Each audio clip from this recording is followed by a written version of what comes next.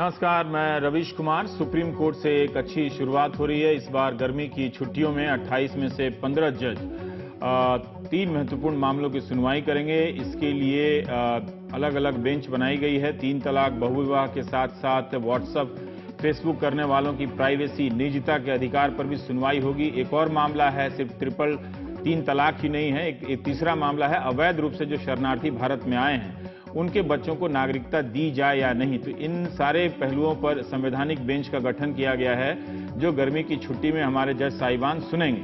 वर्षों तक सुनवाई से अच्छा है कि इस तरह से कुछ महत्वपूर्ण मामलों की सुनवाई छुट्टियों के दौरान पूरी कर ली जाए। फैसला भी आ जाए तो और भी अच्छा। 24 अप्रैल 2016 पिछले साल प्रधानमंत्री मोदी ने जजों की सभा में छुट्टी को लेकर आग्रह किया था कि इस बारे में सोचा जाना चाहिए, वरना कोर्ट का समय कभी बढ़ाया ही नहीं जा सकेगा। हम सब इस बात के आदी होते जा रहे हैं कि अदालतों में जजों की संख्या कम है, वर्षों तक सुनवाई ही चलती रहती है। इसे लेकर एक संस्था ने अध्ययन किया कि क्यों देरी होती है। विधि सेंटर फॉर लीगल पॉलिसी नाम की एक संस्था है, इनका काम है। इसके लिए दिल्ली हाई कोर्ट का चुनाव किया गया।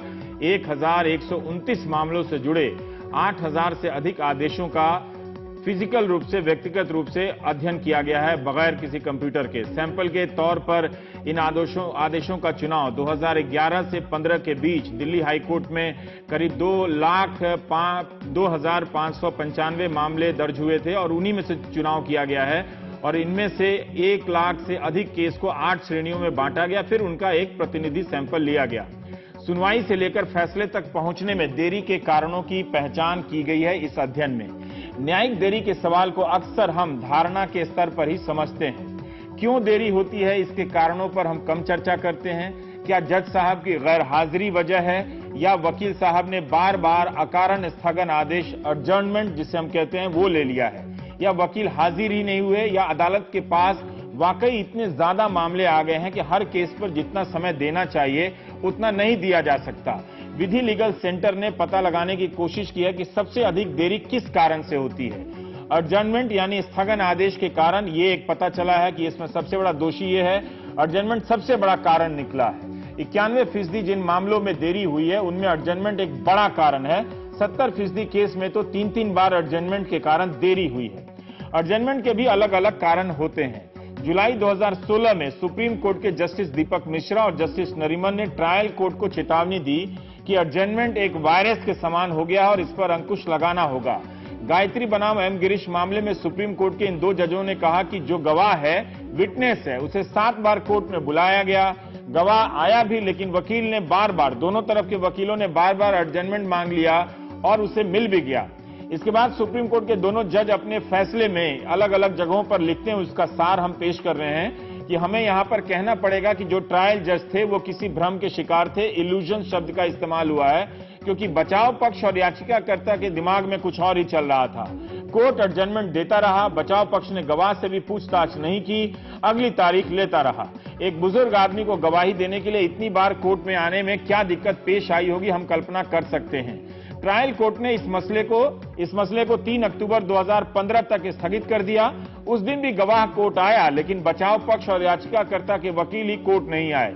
कोर्ट ने फिर से मैटर को एडजर्न कर दिया है। एडजर्नमेंट मांगकर इस केस में जानबूझकर देरी की गई। अदालत में जितने भी मामले होते हैं वो कोर्ट के सामने पेंडिंग कहे जाते हैं, चाहे वो 2 महीने पुराने हों या 2 साल से ज्यादा। लेकिन विधि संस्था ने यह देखने का प्रयास किया है कि जिन मामलों में फैसला आया है उनमें किन किन कारणों से देरी हुई। क्या वो देरी ना होती, ये कारण ना होते, तो वो फैसला और भी जल्दी आ सकता था। मामलों को निपटाने में दिल्ली हाई कोर्ट का रिकॉर्ड बहुत अच्छा है बाकी हाई कोर्ट की तुलना में। 2011-15 के बीच जितने भी केस फाइल हुए हैं यहां पर, उनका 76% हिस्सा दिसंबर 2015 तक निपटा दिया गया। इनमें से 60% केस ऐसे हैं जो 6 महीने के भीतर निपटाए गए। दिल्ली हाई कोर्ट का रिकॉर्ड शानदार लगता है, लेकिन क्या दूसरी अदालतों के बारे में भी हम ऐसा कह सकते हैं? संयोग से शुक्रवार को वकीलों ने भी हड़ताल की। लॉ कमीशन के कुछ सुझावों को लेकर उनका ऐतराज है। लॉ कमीशन ने एडवोकेट एक्ट में बदलाव का सुझाव दिया है ताकि वे वकील अब हड़ताल ना कर सकें। अगर हड़ताल पर गए तो अपने मुवक्किल को हर्जाना भरना पड़ेगा। इसमें वकीलों के पेशेवर व्यवहार को, कंडक्ट को भी परिभाषित किया गया है। अगर किसी वकील पर मिसकंडक्ट, अगर गैर पेशेवर व्यवहार के आरोप साबित हो गए तो उनका लाइसेंस तक रद्द हो सकता है। जैसे वे किसी केस में ठीक से मेहनत नहीं की उन्होंने, लापरवाही की, गलत सुझाव दिया, किसी से सौदेबाजी कर ली, तो इसे अब अनुचित व्यवहार माना जाएगा। वकीलों का कहना है कि यह सुझाव उनके विरोध करने के अधिकार के खिलाफ भी है और इस तरह से वो कोर्ट में वकालत ही नहीं कर पाएंगे, अपने मुवक्किल से ही उलझते रह जाएंगे। वकीलों पर 3 से 5 लाख के अलग अलग मामलों में जुर्माने का भी प्रावधान किया गया है अगर वे अपने मुवक्किल से गलत व्यवहार करते हुए पकड़े गए तो। अगर वकील काम पर नहीं आए तो अपने मुवक्किल को हर्जाना देना पड़ेगा।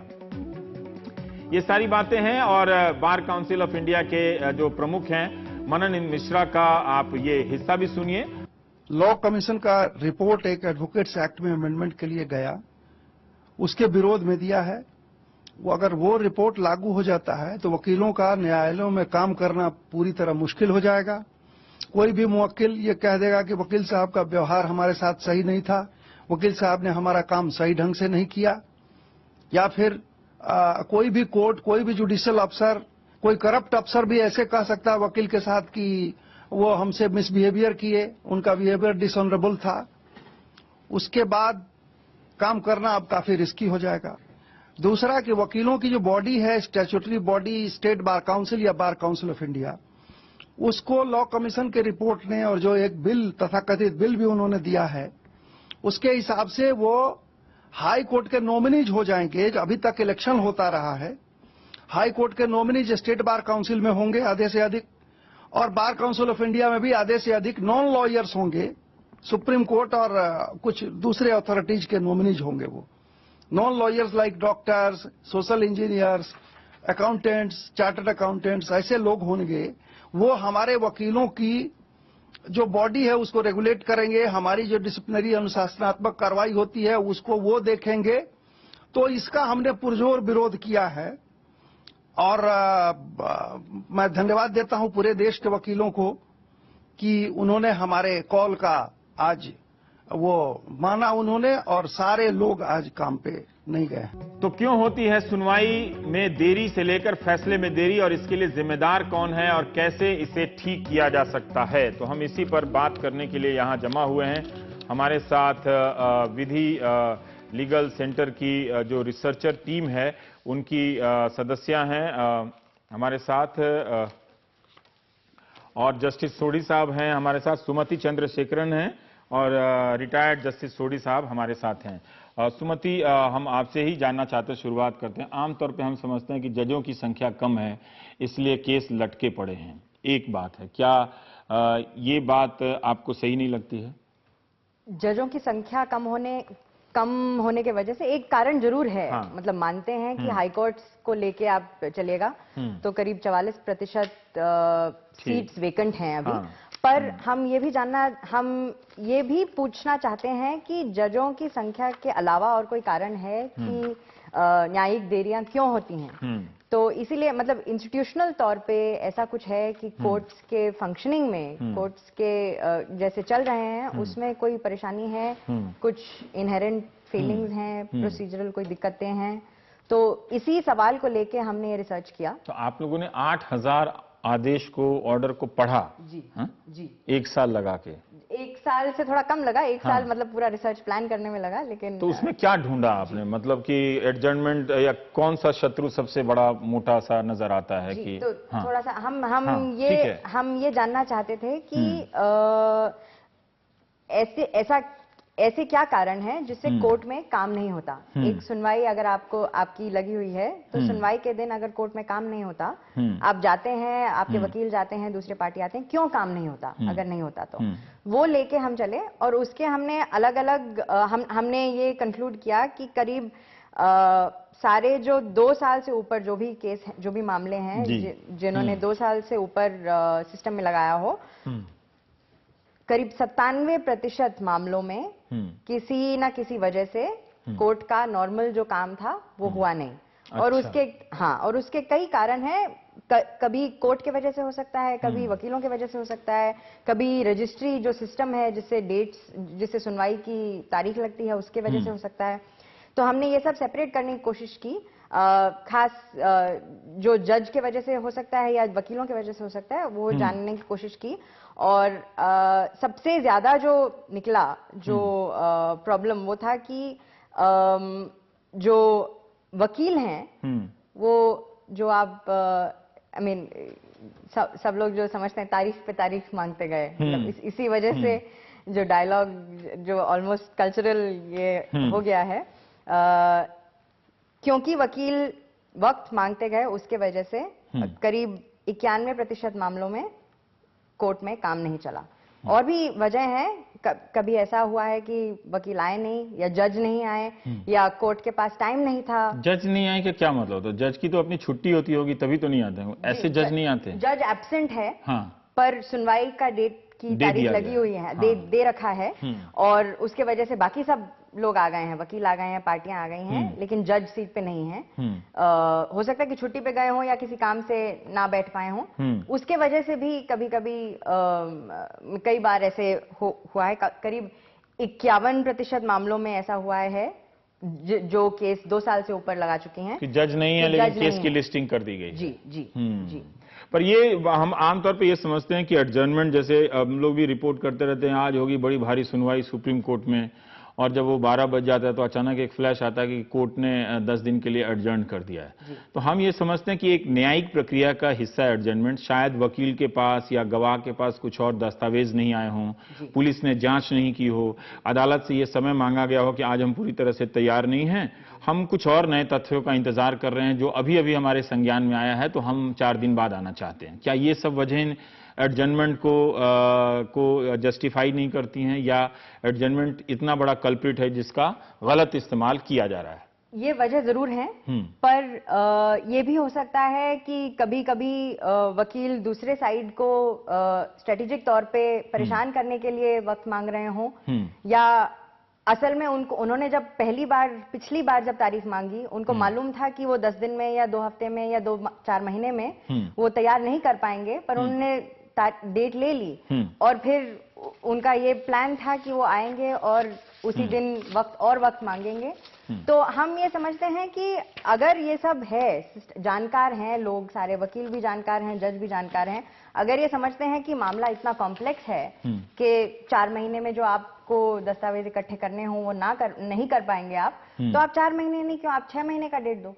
आप एक सुनवाई क्यों वेस्ट कर रहे हो? क्योंकि सुनवाई में जो सुनवाई है, हाँ, उसी किसी और को आप ला सकते हो, उसी वक्त उसका पैसा जो है उस पर खर्च कर सकते हो आप। अगर ये सारे आपने जो अध्ययन किया है, अगर एडजर्नमेंट को अगर रोका जाता, चेक किया जाता, तो फैसला ये जो 2 साल में जो आया है वो और कितने समय में आ सकता था? काफी असर पड़ता? वो हमने कैलकुलेट नहीं किया, लेकिन हमने ये कैलकुलेट किया है कि करीब 60% सुनवाइयां हैं जो जिसमें ऐसा हुआ है कि सुनवाई, मामले नहीं कह रही, सुनवाइयां हैं, तो 10 सुनवाई ले लीजिए, उनमें से 6 सुनवाइयां ऐसे हैं जिनमें कोर्ट ने कुछ काम नहीं किया हो, तो आप वेस्टेज के तौर पे उसको मान सकते हैं। तो और अगर आप उसको लें तो, और उसको अगर आप फिक्स करने की कोशिश करें, आपका उतना पैसा बच सकता है, कोर्ट का फंडिंग बच सकता है, बजट बच सकता है, पार्टीज का वक्त बच सकता है, लॉयर्स का टाइम बच सकता है, जज का टाइम बच सकता है। बात यह है कि कोर्ट के पास पावर ऑलरेडी है। क्या पावर पे? जो अगर हम लिटिगेंट हैं, मुवक्किल हैं, तो हम तो यही समझेंगे वकील साहब ने एडजर्नमेंट ले लिया, ठीक ही सुझाव दिया होगा और हमारे लिए बेहतर है। जी जी। तो 2 चीजें हैं। कोड ऑफ सिविल प्रोसीजर जो है उसमें एक सजेशन के तौर पे, रिकमेंडेशन के तौर पे कहा गया है कि courts are suggested to not give more than 3 adjournments per case. एक केस में 3 बार से ज्यादा एक वकील को एडजर्नमेंट नहीं मिलेगा। जी जी। पर बहुत सारे इंटरप्रिटेशन इसके हो चुके हैं बहुत सालों से कि ये आप हार्ड लाइन नहीं ड्रॉ कर सकते, क्योंकि इसमें एक्सेस टू जस्टिस का सवाल आ सकता है। जैसे आपने 5 मिनट पहले कहा कि हो सकता है कि कोई जेन्युइनली किसी के पास मतलब उनको तैयारी का वक्त ना मिला हो या कोई आ नहीं पाया हो, तो एक हार्ड लाइन के तौर पे नहीं ड्रॉ कर सकते। लेकिन आप अगर 3 एडजर्नमेंट्स का आप लाइन मतलब नंबर लें, तो हमने जो रिसर्च किया था उसमें पता चला कि करीब ऑलमोस्ट 68% इनफैक्ट 68% केसेस ऐसे हैं जिनमें 3 से ज्यादा एडजर्नमेंट्स दिए गए हैं। तो मतलब ये रूटीन है। तो ये हमें फिक्र होनी चाहिए कि ऐसा है क्या कि वकील सिस्टम को अब्यूज कर रहे हों। और कोर्ट्स के पास ऐसा भी पावर है कि अगर वकील सिस्टम को अब्यूज कर रहे हों किसी भी तौर पे, वो एग्जेम्पलरी कॉस्ट्स के तौर पे फाइन लगा सकते हैं या वकीलों को पनिश कर सकते हैं या पार्टी या बॉन्ड कर सकते हैं कि अब आगे नहीं देंगे अब इसके बाद। जी। हमारे साथ जस्टिस सोढ़ी हैं। Sir, RS. सोढ़ी हैं। हम लोग अभी तक यही चर्चा करते रहे हैं मुख्य रूप से कि आप जजों की संख्या कम होती है अदालतों में, वो कम है भी, ये मुख्य कारण है। पर आज ये मैं चर्चा इसलिए कर रहा था कि इस रिसर्च से मुझे ही समझने का एक मौका मिला कि कोर्ट के भीतर भी ऐसी बहुत सारी कमियां हैं जिनको अगर ट्यून इन कर दी जाए, ठीक कर दी जाए, तो शायद हम और बेहतर प्रदर्शन कर सकते हैं। और ये जैसा कि अभी सुमति बता रही थी कि ये बेस्ट हाई कोर्ट है, दिल्ली हाई कोर्ट मतलब भारत का एक शानदार प्रदर्शन करने वाला हाई कोर्ट माना जाता है। अगर यहां इन कमियों की पहचान की गई है तो बाकी जगहों की क्या हालत होती होगी। अगर हम इसको दुरुस्त कर लें तो हम इस बीमारी से काफी लड़ सकते हैं। पर क्या आप बता सकते हैं कि जैसा अभी सुप्रीम कोर्ट के 2 जस्टिस का भी बयान अभी मैंने पढ़ा कि जस्टिस मिश्रा और जस्टिस नरीमन का कि एडजर्नमेंट पे एडजर्नमेंट दिया जाता रहा है एक केस में, और विटनेस है जो 7 बार 8 बार कोर्ट में आता है लेकिन वो वकील लोग एडजर्नमेंट लेके चले जाते हैं। तो ये कितना बड़ा कारण है आपके अपने अनुभव से अगर आप बता सकें तो, और हमारे दर्शकों को कैसे जागरूक किया जा सके कि ताकि वो इस पे नजर रखें और समझें कि कोई इसमें रणनीति के तहत या ज्यादा फीस वसूलने के कारण भी एक तरह से वकील बार बार एडजर्नमेंट का सुझाव दे रहे हैं।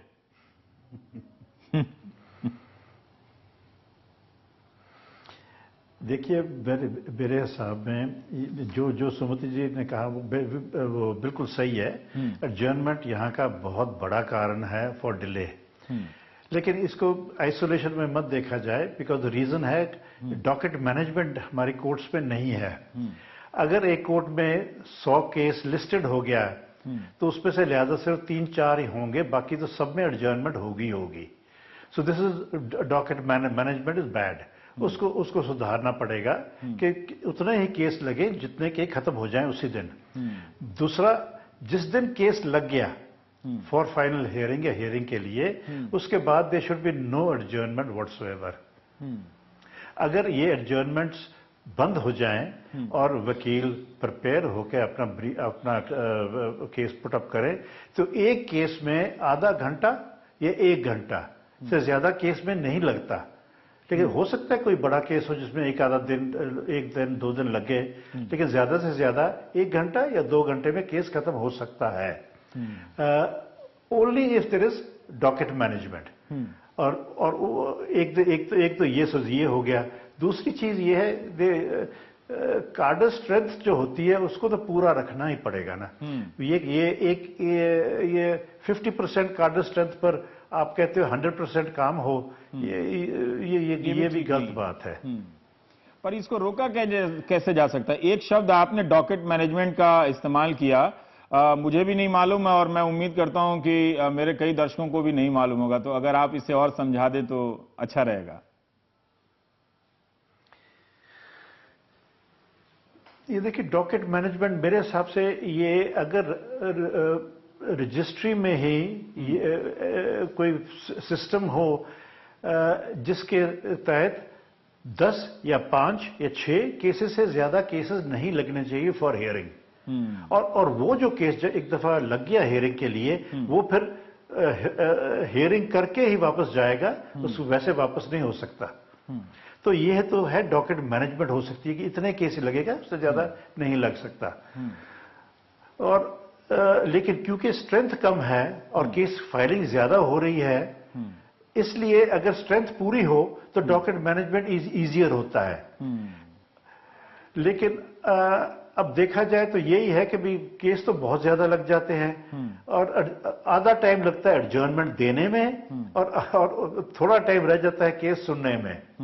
So this is an absolutely disastrous situation. आपके नजरिए से वकील बार बार एडजर्नमेंट क्यों मांगते हैं?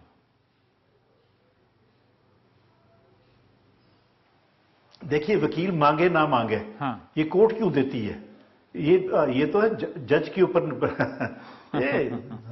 ये नहीं होता कि भी वकील मांग रहे हैं, मांगते रहे वकील तो कई चीजें मांगते हैं, लेकिन कोर्ट को तो कंट्रोल जज ने करना है।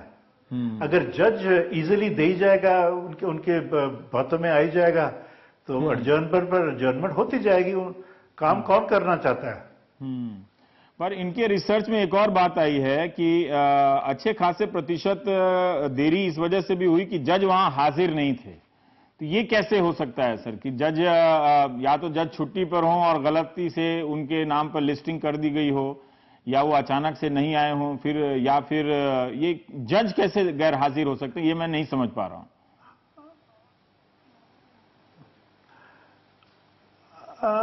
ऐसे है कि जज ऑर्डिनरली तो नहीं, छुट्टी पर नहीं जाते। हाँ। लेकिन अगर कोई बीमार हो गया हो या कोई ऐसी वैसी बात होगी हो, उनकी छुट्टी तो वो ले सकता है। और उस दिन के जो केस लगे होते हैं वो तो पहले के लगे हुए हैं, उस दिन तो नहीं लगे, तो पहले की डेट्स दी हुई हैं, वो डेट्स को दोबारा रोटेट करना पड़ता है, उसलिए काफी इनकन्वीनियंस भी होता है और डॉकेट मैनेजमेंट की को और तकलीफ होती है और ये केस बढ़ते रहते हैं, तो ये बैकलॉग बढ़ता रहेगा। आपका इस पे कुछ कहना है जजों की गैर हाजिरी पे? एक्चुअली जजों की हाजिरी का इतना बड़ा कारण नहीं है। सबसे ज्यादा प्रॉब्लम यही है कि वकील टाइम मांगते हैं, और जैसे जज साहब ने कहा, एडजर्नमेंट के अलावा आपने एब्सेंट भी लिखा है, वकील गैर हाजिर भी हो जाते हैं। ये भी होता है कि एडजर्नमेंट लेने भी नहीं गए और कोर्ट में भी नहीं गए। जी, वकील ही नहीं आए तो ऐसा होता है कि इतने सारे मामले ले रखे होते हैं वकीलों ने कि उनको 3 कोर्ट के बीच में भागना पड़ता है, पटियाला हाउस और हाई कोर्ट और सुप्रीम कोर्ट के बीच में अगर भाग रहे होते हो तो उनके पास वक्त नहीं है हाई कोर्ट में पेश करने की, तो बस हाजिर नहीं है तो क्या करें, जज भी क्या करें, मामला तो लिस्ट हो चुका है। तो ये चर्चा चल रही है, अब हम ब्रेक लेंगे।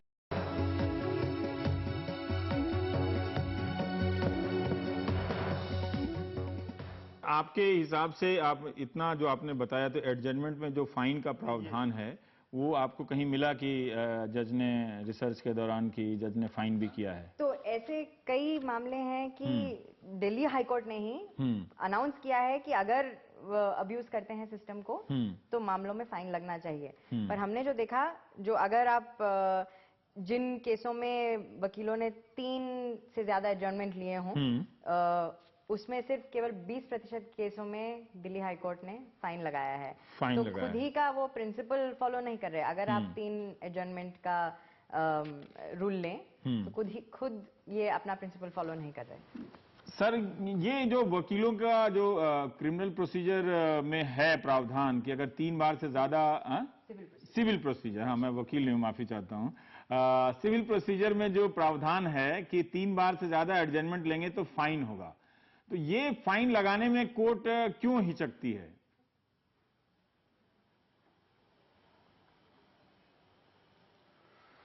देखिए, कोर्ट मैंने कहा ना कि मैनेजमेंट ऑफ द कोर्ट जज का काम है। अगर वो अपने कोर्ट मैनेज नहीं कर सकता ठीक तरह से, तो there is something wrong with the जज। जब तक कोर्ट सीरियसली अपनी कोर्ट मैनेज नहीं करेगी तो जज तो ये एडजर्नमेंट्स रूटीन हो जाएंगी। मैंने अपने करियर में ये देखा है कि अगर मैं एडजर्नमेंट्स नहीं देता था तो हर एक कोई पेश होता था और केस खत्म होते थे। लेकिन अगर नहीं काम करना चाहते तो एडजर्नमेंट कर दो, क्या फर्क पड़ता है। पर क्या इस वजह से भी आप दे देते हैं कि क्या पता कोर्ट में वकीलों के साथ इतना झगड़ा कैसे किया जाए, उन्हीं के साथ उठना बैठना होता है और रोज मिलना होता है। कई बार आपको भी लगता होगा एक जज के तौर पर कि शायद इसकी मांग जेन्युइन है, दे देनी चाहिए। नहीं, जहां मांग जेन्युइन है वहां तो there is no question, after all ends of justice है, तो वो तो माननी ही चाहिए। लेकिन फ्रिवलस एडजर्नमेंट्स जो होती हैं वो बहुत ज्यादा होती हैं।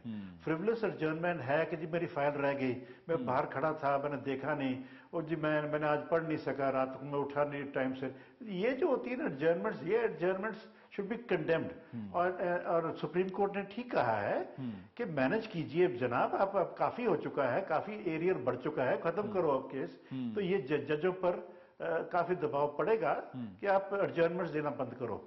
और इसकी सहायता के लिए बार को बहुत बार की जरूरत है। रल मिलकर ही काम होगा, ऐसे ये कोई डंडा एक तरफ से थोड़ा चलाया जाएगा। जी आप कुछ कह रहे थे। हाँ, फ्रिवलस मामलों में मैं एक बात कहना चाहती हूँ, हमने ये पता करने की कोशिश की कि कितने मामले हैं जो सुनवाइयां नहीं, कितने मामले हैं जिनको जजों ने फ्रिवलस माना है कि मतलब ये फालतू के नहीं, फालतू के केस फाइल किए गए हैं। और हमें सिर्फ ये मालूम हुआ कि जो शब्द फ्रिवलस है या विदाउट मेरिट है या वेक्सेशियस है, वो केवल 4% मामलों में इस्तेमाल किया गया है। अच्छा। तो एक ये भी है कि अगर जज साहब कह रहे हैं कि इतने मामले हैं जहां की फ्रिवलस हैं, तो हम ये रिक्वेस्ट करेंगे कि जजों को ऑर्डर में लिखा जाए कि ये मामला फ्रिवलस है और फर्जी मतलब बनाया गया है, फर्जी मामला है या फर्जी तौर पे एडजर्नमेंट मांग रहे हैं। हाँ। तो जब रिकॉर्ड करेंगे तब वो एक नोटिस के तौर पे हो जाता है, वकीलों को भी, लिटिगेंट्स को भी, जो पार्टियां हैं उनको भी, वो भी जानकार हो जाते हैं कि ये बेफालतू में वक्त मांग रहे हैं या बेफालतू का केस है। तो उसी तरह वो उनका नजरिया बदल जाएगा, वकील का देखने का नजरिया बदल जाएगा, वो they will be more aware. तो हम मतलब ये चाहेंगे कि कोर्ट्स, जैसे सर कह रहे हैं कि कोर्ट्स को, जजों को अपना कोर्ट सही मैनेज करना चाहिए, तो वो इससे शुरू होता है कि वो मामलों में सुनवाइयों का जो सही जो चलता है सुनवाई में, वो ठीक से रिकॉर्ड करें, उसी से शुरुआत तो वहीं से है कि अब यहाँ तो दिल्ली हाई कोर्ट का तो कोई प्रतिनिधि हो नहीं सकता, लेकिन फिर भी मैं ये जानना चाहता हूँ कि आपने दिल्ली हाई कोर्ट को क्यों चुना, और क्या हम मान सकते हैं कि हमारा जो डेटा सिस्टम है, जिन आंकड़ों को निकालकर आप देख रही हैं, क्या वो इस तरह का है कि इतनी आसानी से हम और भी चीजें जान सकते हैं कि कितने केसेस फर्जी होते हैं? बहुत तरह के मामलों में फर्जी डाले जाते हैं, लेकिन हम धारणा से कहते हैं कि ऐसा फर्जी होता है, पर पता नहीं कितना सत्य है, कितना उसमें डेटा है, कितना तथ्य है उसमें। जी, उसी धारणा को हम एविडेंस बेस्ड रिसर्च इसी को कहते हैं, जो एनेक्डोटली जो हमें बहुत लोग कहते रहते हैं कि ये है सिस्टम, ऐसा है सिस्टम, वैसा है, हम यही जानना चाहते हैं। हम उस पर आंकड़े लगाने की कोशिश करना चाहते थे कि ये इसका सही नंबर क्या है, क्या वजह क्या है। बात यह है कि हर हाई कोर्ट का अपना तरीका होता है डेटा कलेक्ट करने का। तो हमने डेटा तो 4-5 कोर्टों से कलेक्ट किया था। हमने दिल्ली से शुरुआत की। शुरुआत में ही काफी वक्त लग गया, इसलिए हमने सोचा कि पहले दिल्ली का ही हम रिसर्च निकालें। आगे हम थोड़े हाई कोर्ट्स पे काम करना चाहते हैं। और पर यह है कि जो जिस तरह से कोर्ट्स अभी डेटा कलेक्ट कर रहे हैं, वो रिसर्च के लिए और ऐसे इंफॉर्मेशन जानने के लिए बिल्कुल फायदेमंद नहीं है। इससे तो सरकार को, सर, अगर इस तरह के डेटा अगर ना हो तो सरकार को भी नीति बनाने में मुश्किल आती होगी कि अगर सरकार ये समझे कि कोर्ट के भीतर के प्रबंधन को कैसे बेहतर किया जाए। वो ठीक है कि मुझे नहीं मालूम कि वो उसका किसका अधिकार होता है, लेकिन फिर भी एक सिस्टम इन्वेस्टमेंट के तौर पर ही किया जाए, तो ऐसे डेटा के बगैर कैसे किया जा सकता है, सर?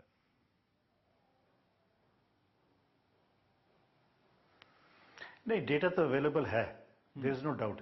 लेकिन ये सुमति जी जो कह रही हैं, ये ऐसे है कि आप या तो रिट पिटिशन लीजिए, रिट पिटिशंस का देखिए इनमें कारण क्या है कि फ्रिवलस कितनी है, डिसमिस कितनी हुई, लिमिनी में कितनी डिसमिस हुई, कितनी एडमिट हुई, ये एक डेटा लीजिए। फिर आ जाइए अपील्स में, आ जाइए अपील्स में, क्रिमिनल अपील्स में कैसे चला, सिविल अपील्स में कैसे चला, फर्स्ट अपील है, सेकेंड अपील है, उनमें कैसे चला, और मिसलेनियस एप्लीकेशंस हर केस में कितनी आई और कैसे डिस्पोज ऑफ हुई, ये सब इकट्ठा किया जाए तो देन ओनली आपको पता चलेगा कि वर्किंग ऑफ द कोर्ट इतनी सिंपल नहीं है जितना कि हम कह सकते हैं सिर्फ एडजर्नमेंट नहीं होता। लेकिन हाँ, मेजर कारण जो है वो एडजर्नमेंट है। पर इसको फिक्स किया जा सकता है, सर? इसको नियम बना के या किसी तरीके से लोगों को जागरूक करके इसको फिक्स किया जा सकता है, इस समस्या को किया जा सकता है। It is not out of control totally, किया जा सकता है। अगेन जैसे मैंने कहा ना कि रेगुलेटिंग ऑफ या मैनेजिंग डॉकेट, ये बहुत जरूरी है। अगर रिट पिटिशंस आ गई हैं और इसमें से अगर 20 फ्रिवलस है तो निकाल दो, क्या फर्क पड़ता है। जो डिसमिस करनी है वो डिसमिस करो, जो एडमिट की जाती है उनको फिर रेगुलेट करो कि भी जल्दी जल्दी कैसे कैसे निपटारा हो। सिर्फ पाइलअप करने से जुडिशरी को कोई फायदा नहीं है पाइलअप में, लेकिन हाँ स्ट्रेंथ पूरी दे दो और फिर काम करवाओ। उससे कोई समझौता नहीं होना चाहिए, क्योंकि ये इस पर हम लोगों ने भी कई बार बात की है कि जजों की संख्या कम रहेगी तो फैसले में देरी होगी, लेकिन अगर उनकी भर्ती या वो संख्या होने का हम अभियान चलाते हैं तो मुझे लगता है कि आप लोगों की बातचीत से यही मुझे समझ में आया कि एडजर्नमेंट को लेकर लोगों में जागरूकता बढ़ानी चाहिए कि ये एक उनका कोई न्यायिक अधिकार नहीं है, बल्कि इसकी वजह से दोनों में से किसी पक्ष को इंसाफ मिलने में देरी हो रही है। तो इसको लेकर आप क्या करेंगे अब आगे जाके? हम ये चाहते हैं हाँ, कि और कहना चाहता हूं जी सर। हाँ, एक चीज मैं और कहना चाहता हूं। सॉरी। हाँ। अच्छा, एक चीज मैं और कहना चाहता हूं, वो ये है, देखिए जब आप जज अपॉइंट करते हो उसका क्राइटेरिया क्या होता है, उसको भी स्ट्रीमलाइन कीजिए। देखो, बात ऐसे है कि हम काफी डिफरेंट बैकग्राउंड से आते हैं और हम अपना जो लगेज है, जो बैगेज है, वो कैरी साथ साथ करते हैं। और लेकिन जब हम बेंच पर बैठ जाते हैं, वो हमारा लगेज जो है डिस्कार्ड नहीं होता, वो हम साथ लेके चलते हैं। ये मैं सोच रहा हूं कि भी इसमें कोई ट्रेनिंग सिस्टम होना चाहिए कि जज को कुर्सी पर नहीं बैठाना चाहिए जब तक वो ट्रेन ना हो जाए एज अ जज। जैसे मिलिट्री में ले लीजिए, काफी डिफरेंट स्ट्रीम से आदमी आते हैं and then they train to be a soldier एंड फिर उसके बाद उसको पोस्टिंग होती है। ऐसे ही आईएएस ले लीजिए, आईपीएस ले लीजिए, सबको कोई ट्रेनिंग होती है। वेयरएज ये जज ही एक ऐसी इंस्टीट्यूशन है जहां कोई ट्रेनिंग की जरूरत नहीं, सिर्फ 10 साल आपके पूरे हुए तो आप हाईकोर्ट जज बन जाओ। जुडिशियल ट्रेनिंग इंस्टीट्यूट तो है सर, ये भी थोड़ी बहुत प्रॉब्लम है। जी जी, इस पे आप कुछ कहना चाहेंगे? बात तो मुझे ठीक लगी। जजेस ट्रेनिंग वो बाद में होगा, पहले नहीं हो सकता। ओके। हाँ, वही अपॉइंट होने से पहले जुडिशियल ट्रेनिंग नहीं होता। आप एक बार अपॉइंट हो जाएं, उसके बाद एक ये जुडिशियल एकेडमी जो है, 2 साल 4 साल का कोर्स नहीं होता कि आपको ट्रेन किया जाएगा तब आप कुर्सी पे बैठे। जी, ऐसा कुछ नहीं है। मतलब आपको बस एलएलबी करना है और उसके बाद आप 10 साल या 20 साल की प्रैक्टिस हो, आप जज बन सकते हैं और अगले दिन से कोर्ट में हाजिर होंगे। जी, बनते के साथ ही कोर्ट में पहुंच जाता है, कुछ तो ट्रेनिंग होती होगी। जी। जज साहब बताएंगे। जैसा आप बताएं, जब आप लोग जज बनते हैं वकालत करते हुए, तो अपॉइंटमेंट के दूसरे दिन ही आप कुर्सी पे बैठ जाते हैं, आपको ट्रेनिंग दी जाती है सर?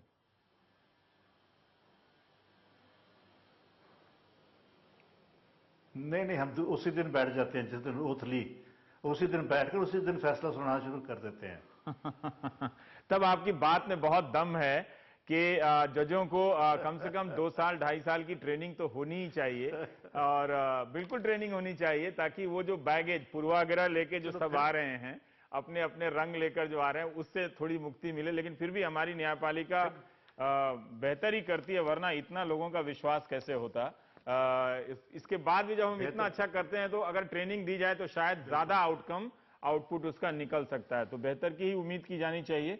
बहुत बहुत शुक्रिया सुमति आपका, जस्टिस आर.एस. सोढी आपका भी प्राइम टाइम के दर्शकों को कानूनी विषय पर जागरूक और जानकारी देने के लिए। वक्त है ब्रेक का, ब्रेक के बाद हम बात करेंगे मौसम की।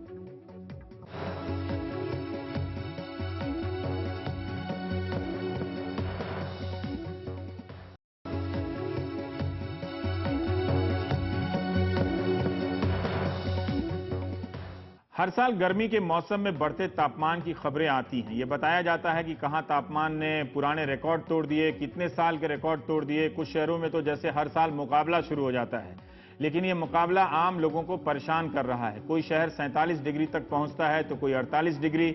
मौसम पर किसी का जोर नहीं, लेकिन ये तय है वक्त के साथ बदल रहा है काफी तेजी से। ऐसा नहीं है कि पहले नहीं बदला, लेकिन अब बदलाव ज्यादा दिख रहा है, महीने दर महीने दिखने लगा है। वातावरण में कई तरह के परिवर्तन नजर आ रहे हैं। ठंड भी अब पहले जैसी नहीं होती है, तो फिर गर्मी का मिजाज क्यों ना बदले। लेकिन मार्च के महीने में लू की खबर हैरान कर रही है और परेशान भी। महाराष्ट्र में तो गुरुवार तक लू से 5 लोगों की मौत की खबर आई। हालांकि सरकार की तरफ से इसे नहीं माना गया है। वहीं महाराष्ट्र के भीरा शहर की चर्चा दुनिया भर में होने लगी है। मार्च महीने में इस शहर का तापमान 46 डिग्री को पार कर गया, जो सामान्य से 60 डिग्री ज्यादा है। झुलसते मार्च में कुछ शहरों के तापमान पर नजर डालें तो देश के कई शहर अपने पुराने रिकॉर्ड तोड़ रहे हैं। महाराष्ट्र के अकोला में तापमान 44 डिग्री तक पहुंच गया है। राजस्थान के बाड़मेर और चूरू में 43 डिग्री के पार चला गया है। सोमवार को राजस्थान में तापमान 44.4 डिग्री तक चला गया। मार्च 1946 का रिकॉर्ड टूट गया है। उत्तर प्रदेश का बांदा हो या हरियाणा का नारनौल, ये 42 डिग्री तापमान की गर्मी से झुलस रहे हैं। मध्य प्रदेश, छत्तीसगढ़, बिहार, झारखंड, ओडिशा और गुजरात का भी यही हाल है। राजधानी दिल्ली और उसके आसपास के इलाकों में बीते 2 से 3 दिनों में तापमान में करीब 10 से 12 डिग्री का उछाल आया है। सोचिए, उन 50 जिलों को जिनके ज्यादा प्रभावित होने की आशंका है, उसे लेकर मौसम विभाग और आपदा प्रबंधन विभाग ने राज्यों को सतर्क किया है और रेलवे स्टेशन पर पानी की सुविधा रखने को कहा गया है। बढ़ती गर्मी को लेकर अब राज्य सरकारें गाइडलाइंस जारी कर रही हैं। भोपाल में स्कूल 12 बजे दिन तक ही खुलेंगे, तो महाराष्ट्र सरकार ने कई सुझाव दिए हैं। ज्यादा से ज्यादा पानी पीजिए, हल्के और सूती कपड़े पहनिए, बेहतर हो खादी वाला ले आइए, बाहर जाते समय चश्मा, टोपी और छाता का इस्तेमाल कीजिए, लस्सी, नींबू पानी और छाछ पीजिए। दोपहर से पहले मजदूरी के कामों को खत्म कर लीजिए। 12 बजे से 3:30 बजे तक बाहर जाने से बचिए। खाना बनाते समय खिड़की या दरवाजे खोलकर रखिए। वहीं महाराष्ट्र सरकार ने 160 अस्पतालों में लू के मरीजों के लिए अलग वार्ड बनाने का आदेश दिया है।